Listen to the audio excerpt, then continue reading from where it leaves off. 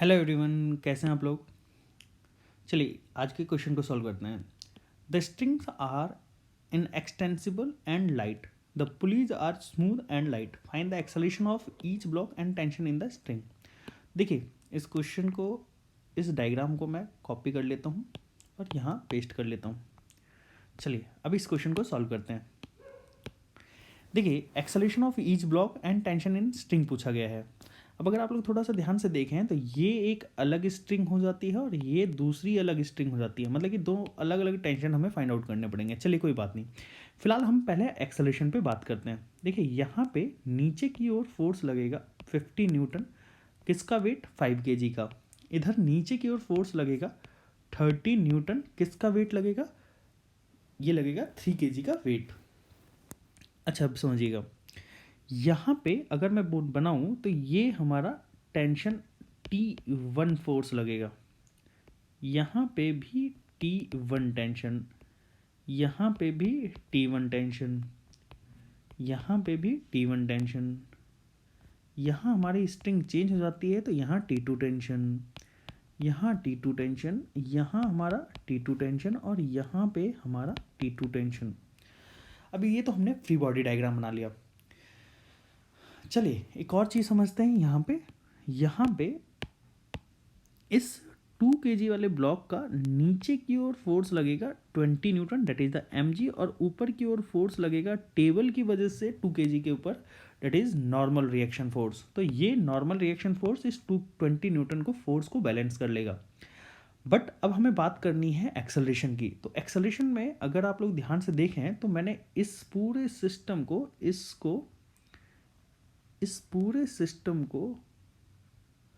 इस पूरे को मैंने सिस्टम मान लिया, ठीक है, इस पूरे को सिस्टम माना है। अगर आप लोग थोड़ा सा ध्यान से देखें तो इस सिस्टम के अंदर ये mg फोर्स, ये एक्सटर्नल फोर्स है, ये नॉर्मल फोर्स एक्सटर्नल फोर्स है। बट अगर आप लोग थोड़ा सा ध्यान से देखें तो ये टेंशन फोर्सेस इंटरनल फोर्सेस हैं, तो इसका कोई रोल नहीं होगा एक्सेलरेशन के ऊपर। बट अगर मैं बात करूँ एक्सटर्नल फोर्स कौन कौन से हैं, एक्सटर्नल फोर्स होंगे यहाँ पे ये 50 न्यूटन, ये 30 न्यूटन जो कि वेट है 3 kg का, और ये 50 न्यूटन 5 kg का वेट है, ये 20 न्यूटन इस 2 kg का वेट है, और ये नॉर्मल फोर्स यहाँ से सरफेस से एक परपेंडिकुलर डायरेक्शन में नॉर्मल फोर्स लग रहा है। तो ये नॉर्मल फोर्स तो 20 न्यूटन को बैलेंस कर लेगा। अब मेरी बात ध्यान से सुनिएगा, अगर मैं बोलूँ कि ये 50 न्यूटन फोर्स इस 30 न्यूटन फोर्स से ज़्यादा है, तो और यहाँ पे और कोई फोर्स, इसके एक्सटर्नल फोर्स, ये दोनों परपेंडिकुलर डायरेक्शन में लग रहे हैं। ये वाला ब्लॉक या तो इधर जाएगा या फिर इधर जाएगा, डिपेंडिंग ऑन द कंडीशन कि ये 50 ज़्यादा है 30, 50 ज़्यादा है तो ये वाला ब्लॉक इधर जाएगा, ठीक है। और अगर ये ब्लॉक इधर जाएगा तो ये 20 और ये नॉर्मल रिएक्शन इस एक्सेलरेशन इस डायरेक्शन से परपेंडिकुलर डायरेक्शन में लग रहे हैं। तो इन फोर्सेस का इस एक्सेलरेशन के ऊपर कोई इफेक्ट नहीं पड़ने वाला, ये इफेक्ट नहीं करेंगे एक्सेलरेशन को। बट हाँ 2 kg का मास ज़रूर इफेक्ट करेगा। तो अब इस चीज़ को हम समझते हैं। फोर्सेस की बात करें तो ये 50 न्यूटन और ये 30 न्यूटन, यही दो फोर्सेस एक्सेलरेशन को इफेक्ट करेंगे। तो acceleration of system, that is the net force, ये 50 न्यूटन इस वाले ब्लॉक को, इस पूरे सिस्टम को इधर खींचना चाहता है, ये 30 न्यूटन अपोज करना चाहता है। तो अब ये वाला, ये मैंने मान लिया इसका एक्सेलरेशन इधर, तो ये वाले का एक्सेलरेशन ऊपर होगा, इस वाले का एक्सेलरेशन किधर होगा, इधर एक्सेलरेशन होगा, ठीक है। अब इस चीज़ का एक्सेलरेशन ऑफ सिस्टम की बात करें, 50 minus 30 that is divided by पूरे सिस्टम का मास कितना होगा। देखिए पूरे सिस्टम का मास होगा 5 kg, 2 kg और 3 kg, तो ये हो जाएगा 10 newton, that is equal to 20 divided by 10, तो ये हो जाएगा 2 मीटर पर second square. This is the acceleration of system, ठीक है। अब हम बात करते हैं टेंशन की।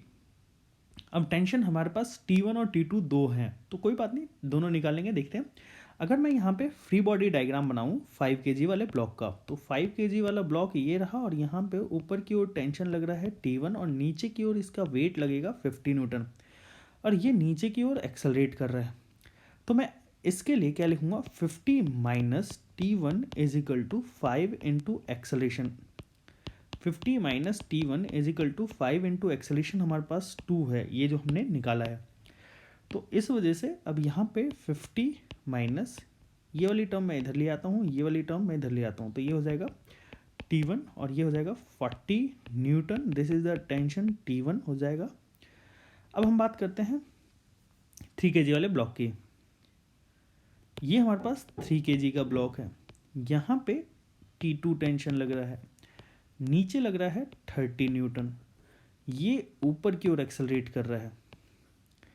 जब ये ऊपर की ओर एक्सेलरेट कर रहा है तो मैं इक्वेशन क्या लिख सकता हूँ, क्योंकि T2 बड़ा होगा 30 से, क्योंकि ये ऊपर की ओर एक्सेलरेट कर रहा है, तो मैं लिख सकता हूँ T2 minus 30 is equal to 3 into a. T2 ये 30 मैं इधर ले आता हूँ, that is equal to 3a plus 30। T2 की वैल्यू, a की वैल्यू कितनी है 2, तो 3 इंटू 2 प्लस 30, T2 की वैल्यू हो जाएगी हमारे पास 36 न्यूटन। आई होप आप लोगों को ये चीज़ समझ आई होगी। अगर आप लोगों से पूछा गया कि ये नॉर्मल रिएक्शन यहाँ पे कितना लग रहा होगा, तो नॉर्मल रिएक्शन की वैल्यू होगी 20 न्यूटन, जो कि बैलेंस कर रहा होगा। अब और कुछ पूछा गया नहीं है?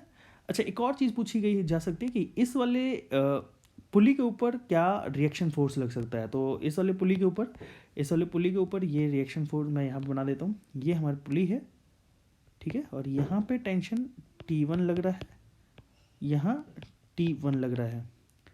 तो ये जो हिंज जो होगा वो नॉर्मल या रिएक्शन फोर्स लगाएगा। This is R, this R is equal to √2T1, √2T1। T1 की वैल्यू कितनी 40 न्यूटन।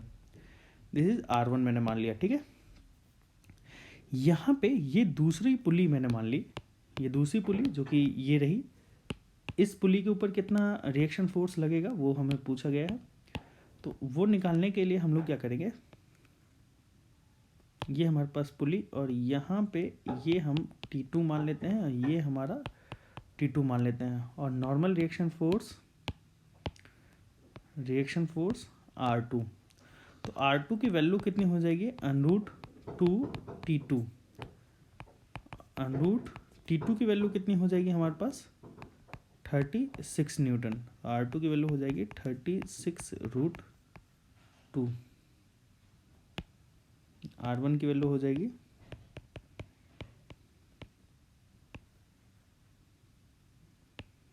आई होप आप लोगों को ये क्वेश्चन समझ में आया होगा।